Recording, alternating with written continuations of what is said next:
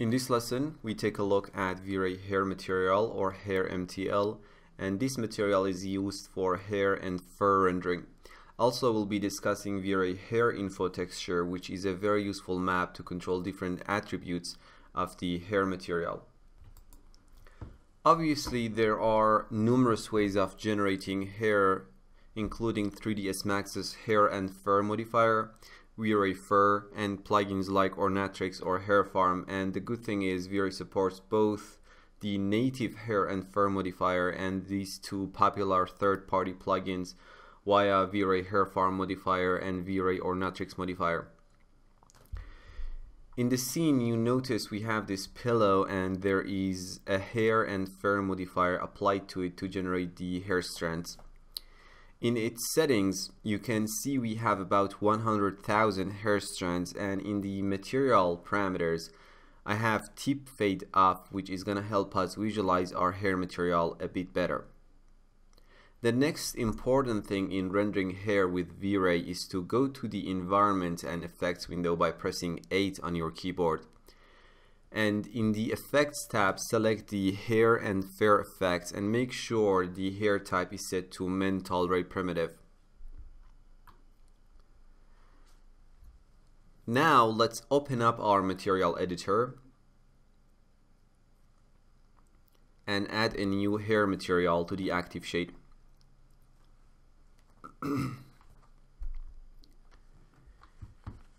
In order to assign V-Ray hair material to your hair, you need to select the hair and fur modifier, and in the MR parameters rollout, enable apply MR shader and simply drag your material in this empty slot as an instance. Now the hair material is applied. Also, we need to apply a material to the pillow itself, so let's create a new V-Ray material. Set its diffuse value to something like maybe 18 and assign it to the pillow. You can adjust the diffuse color based on the hair that you are trying to create. For example, if you are trying to create a red hair, you need to kind of change the diffuse color based on that for the base material for the pillow, right? But in this case, we're going to just leave it like that, and I wouldn't change it for different hair looks, but you're going to need to do that based on the hair color that you are trying to achieve, and try to change the diffuse color for the pillow material as well. Hair material has three main components: a primary specular component, a secondary specular component, and a transmission component.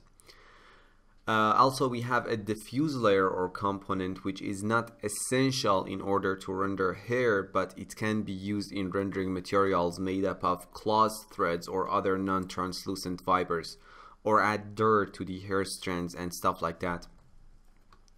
Now, if you take a look at this image, which this gray circle represents a single hair strand in it, the primary specular component represents light that is reflected off the outer surface of a hair strand. The secondary specular component represents light that goes through the hair strand and is reflected off the back surface.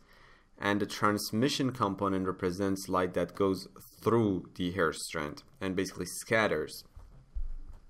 Now let's explain all the parameters in the hair material, and for me the first thing to do is to make sure to find a way that ensures the hair strands are going to get more transparent as they go from the root to the tip. And this is possible by using the opacity parameter, and this parameter basically controls whether the hair is transparent or opaque. If it's white, and by default it is, the hairs are gonna be opaque, and if it's set to black, they are gonna be transparent. But we want to map this transparency along the hair strand in such a way that the root of the hair is gonna be fully opaque, and as we go along and get closer to the tip, it becomes more and more transparent, and it can simply be done by using V-Ray hair info texture as the opacity map. So let's add a V-Ray hair info texture.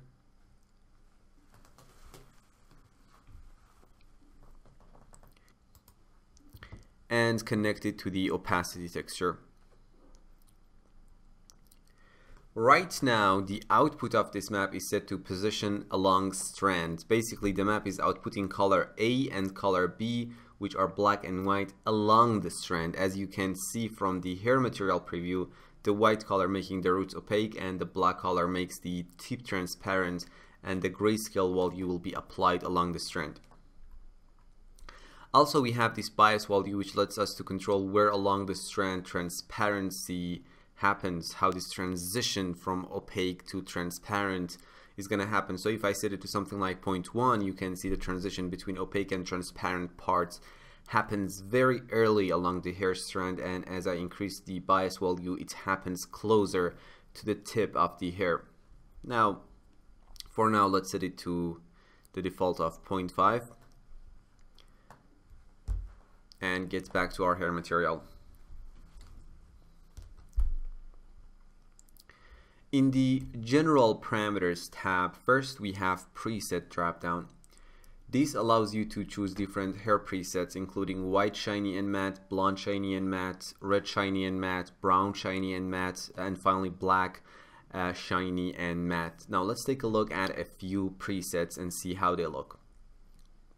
So you simply set the preset to whatever hair color you want and simply render the scene. It's that simple. The renders were done in progressive sampler for about 4 minutes, therefore there is going to be artifacts and noise. The first render was done with the white matte preset, then we have white shiny, we have red matte, red shiny, and you can see some artifacts in this one due to the lack of proper sampling, and we simply need more time to render the scene to get a scene without any artifacts. And I think in this case probably the bucket sampler is gonna do a better job sampling these very thin strands, but we see that. Finally, we have black matte and black shiny. I didn't render brown and blonde presets, but you can check that out on your own time. For now, let's get back to the hair material and set the preset to white shiny. Overall multiplier is a common color multiplier for all color components in the material except for opacity. It is used to easily change the look of the entire hair material. So let's try a purplish color like 47. 10 and 17 and see how it changes the look of the hair. As you can see, by simply changing the overall multiplier color, we can control the entire look of the hair. Now let's set the overall multiplier color to its default value, which is a white color with the value of 230.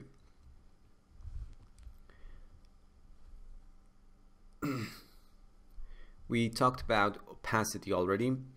In the diffuse rollout, we can control the diffuse component of the hair. Normally, clean hair doesn't require any diffuse contribution, but as I mentioned earlier, you can use this component for material made out of cloth threads or other non-translucent fibers. We have the diffuse color, which specifies the color of the diffuse component, and diffuse amount, which is the amount of the diffuse component. For the diffuse color, let's use the same purple color that we use for the overall multiplier color. So 47, 10, and 17. And now let's see a few renders. In the first render, diffuse amount is 0, so we only get speculars and transmission components. In the next one, diffuse amount is 0.5, and finally 1. There you have it. You can see how the diffuse adds up to the material. Now let's set the diffuse color to black and diffuse amount to 0. Also, let's change the preset from white shiny to red shiny. Next, we have our primary specular component, which corresponds to light that is reflected off the outer surface of hair strand, as I mentioned earlier. Also, the primary specular component is supposed to be shinier compared to the secondary specular component, as you can see from their glossiness values. We have primary specular color, which is the color of the primary specular component, and it's usually dark gray no matter what is the hair color that you might be trying to achieve. Primary specular amount is a multiplier for specular color, and obviously higher values will result in shinier and more reflective hairs. We have primary glossiness, which controls how sharp or matte the hair looks. Higher values result in shinier looks, and lower values will result in more matte looks.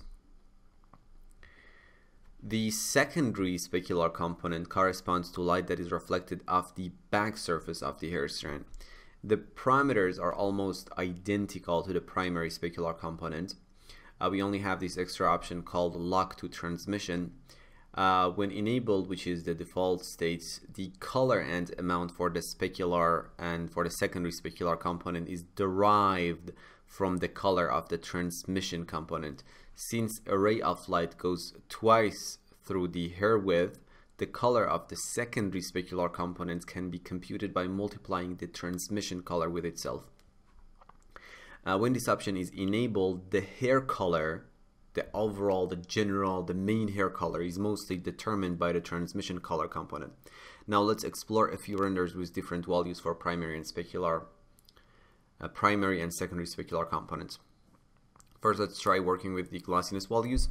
In the first render, primary glossiness was set to 0.8 and secondary glossiness was set to 0.7, and we get a very matte look. In the second render, primary glossiness was set to 0.9 and secondary glossiness was set to 0.8.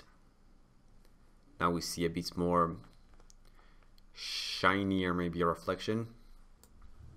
In the final render, primary glossiness was set to 0.98 and secondary glossiness was set to 0.9. Now we get much sharper, stronger reflection. Let's leave it at 0.98 and 0.9 for now. Next, we have our transmission component rollout. The transmission component corresponds to light that goes through the hair strands and scatters. Transmission color specifies the color for the transmission component, and as mentioned earlier, if the lock to transmission is enabled in the secondary specular rollout, transmission color is the dominant color of the hair. If you focus on the transmission color as I go through different presets, you can see the only color that is changing in the entire material is the transmission color, and also because lock to transmission color is enabled in the secondary specular rollout, the color of the secondary specular color is also changing based on the transmission color. Now let's set the preset to red shiny again. The secondary specular color is simply the result of a simple multiplication of the transmission color by itself. It's actually very simple to prove that point. Let's just quickly do that. Add a composite map. Make sure you have 2 layers. Add a V-Ray color map.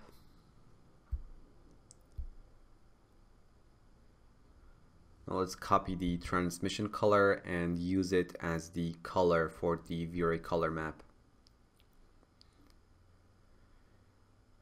Now connect this map to the both layer 1 and 2 of the composite map. And set the second layer's blending mode to multiply. And now you can see the resulting color is the exact color that we have in the secondary specular color. Now let me delete these maps for now. Transmission amount specifies the amount of the transmission component. In the first render, transmission amount was 0. We only get primary specular component and no transmission or secondary specular component. In the next render, it was set to 0.5, then 1, and finally 2. Let's set the transmission amounts back to 1 here.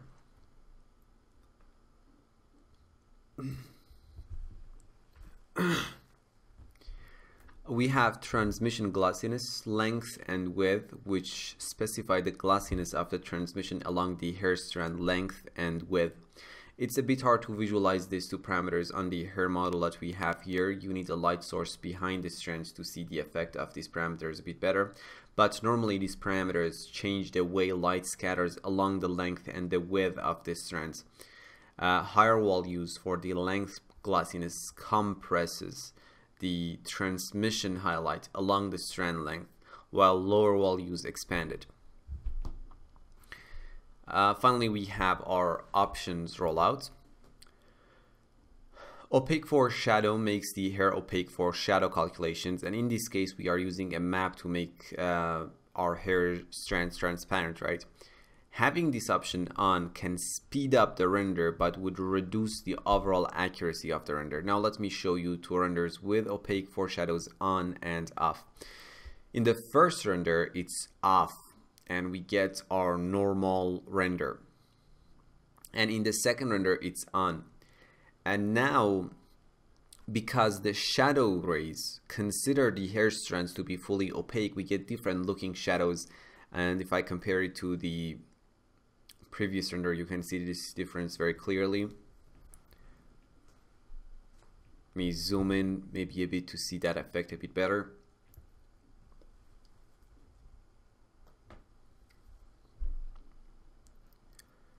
Also, another thing I want you to notice is even though both of these two renders were rendered for 4 minutes, the one with opaque foreshadows on is a lot cleaner. Therefore, it's going to be a lot faster if you render your hair with this option on, if you don't mind the difference in the look. For now, let's turn off opaque foreshadows.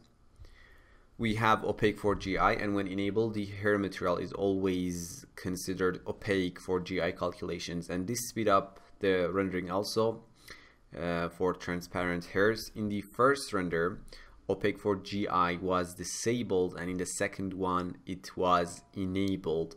When this option is on, GI considers the hair strands to be opaque. You can see the visual difference between the two render, and the second one is also cleaner compared to first, and if I zoom in and compare it to, you can see this. And that simply means having this option on is going to speed up your renders as well.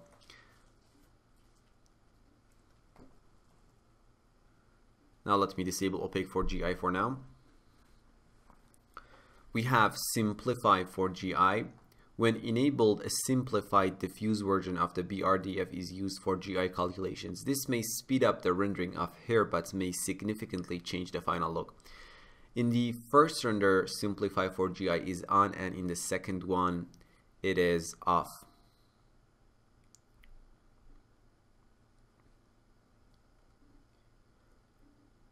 Let's turn it on for now. We have use cached GI. This option is similar to the use irradiance map option for the V-Ray material. If it is disabled, the hair material will always be calculated with brute force GI. Right now it's enabled, but as we have brute force defined as our primary render engine, brute force is going to be used. In the maps rollouts, you can map different parameters obviously. And in the advanced rollouts, we have light multiplier, and this one specifies a multiplier for the effects of direct illumination on the current material. And we can take a look at a few renders. In the first one, light multiplier is set to 0, so as you can see, there is no direct illumination. We have then 0.5, 1, and finally 2.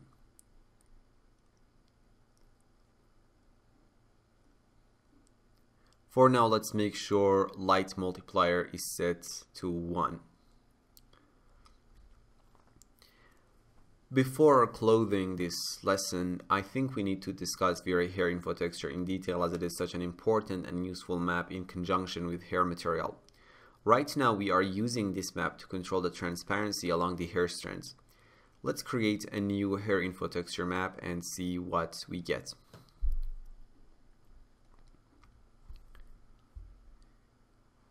Using this map, you can control different shading properties along hair strands or among individual hair strands. First, we have output, which specifies how this color A and B are blended together. We have position along strand, and it blends between color A and color B based on the position of the shaded point along a hair strand. The color A parameter is used at the root of the strand, and the color B parameter is used at the tip. But based on your setup, this can be reversed. We have random by strand index, and this one blends between color A and color B randomly based on the index of each strand. This mode only works for hair and fur and V-Ray or Natrix modifier geometry, but not for V-Ray fur at the moment.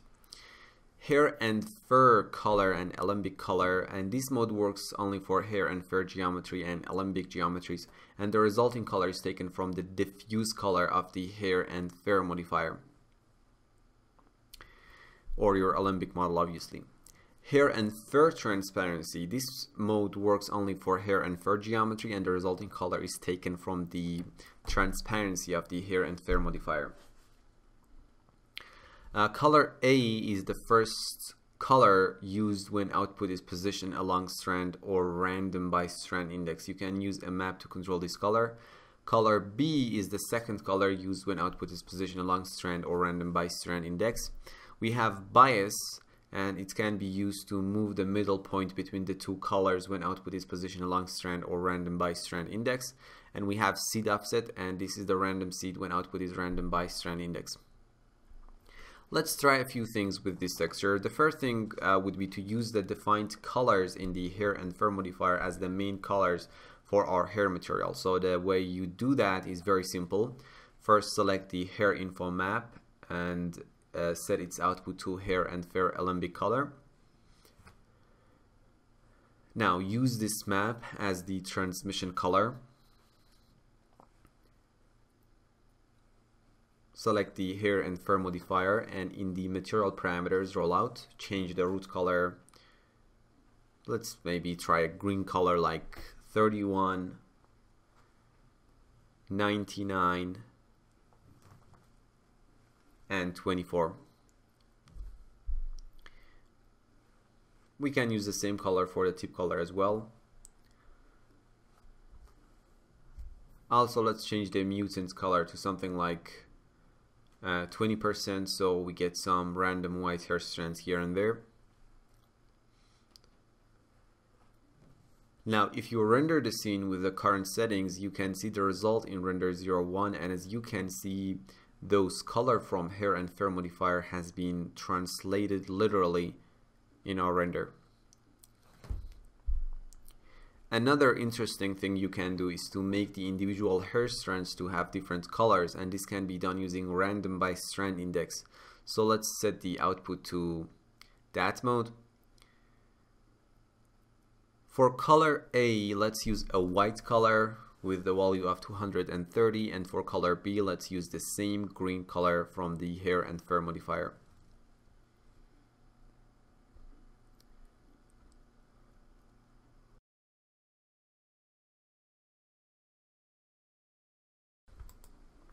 Right now, because the bias value is set to 0.5, 50% of the total hair strands will be white and the other 50 will be green. Using the bias value, I can change that percentage. If I go to something like 0.1, now we are gonna get 90% white and 10% green. And if I set it to something like 0.95, now we get more green hairs. So let's see what the render is gonna look right now. And the result would be render 02. Obviously, if you wanted to separately control the root and the tip color, okay, simply set the output mode to position along the strand, define the root and the tip color using color A and B, and define where you want the transition between those two colors to happen using the bias value. I think that would be enough. Let me just show you a final render. And it's gonna take a long time, especially when the entire hair material is the main subject and it takes that much screen space, but it's gonna take a long time to render. Now, as you can see, we get a beautiful render, nice realistic hairs using V-Ray hair material. Perfect. In this lesson, we learned about V-Ray hair material and V-Ray hair info texture. Hopefully you learned something, and I will see you in the next lesson.